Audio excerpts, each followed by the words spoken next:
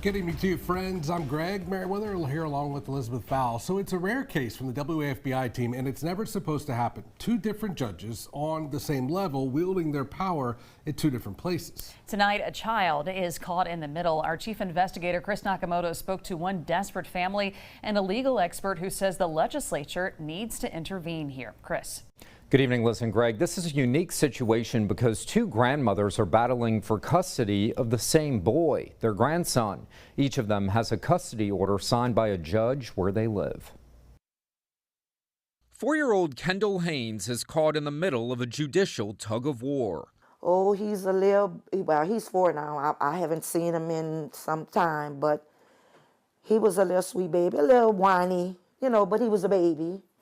But we miss him. Nicole Smith is yearning to see her grandchild, a grandchild she legally has custody of, according to this court order from an Orleans parish judge. I'm so cried out. I don't have any more tears to share because I'm feeling much better that something is getting, something is going to get better.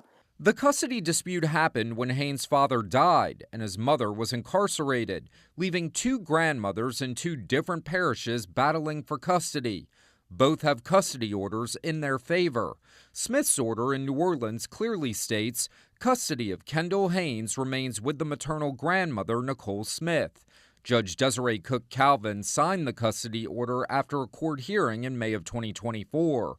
But just 3 days later, in a parish almost an hour away, another judge granted custody to the boy's paternal grandmother, with the order saying, LaShawn Haynes shall have custody of the minor child, Kendall Haynes, and that's who the child is currently with.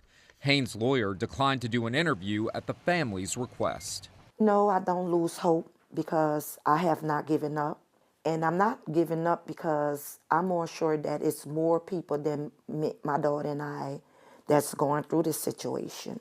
We took this case to a legal expert with decades of experience in both civil and criminal law to ask how two competing judicial orders could exist. Instead of fighting over the kids in the right court, we have adults in the form of judges who are possibly acting childlike, fighting amongst each other, which is not in the best interest of the kids. Attorney Franz Borgart says assuming each judge is aware of the other's order, they appear to be flexing as a child is caught in the middle.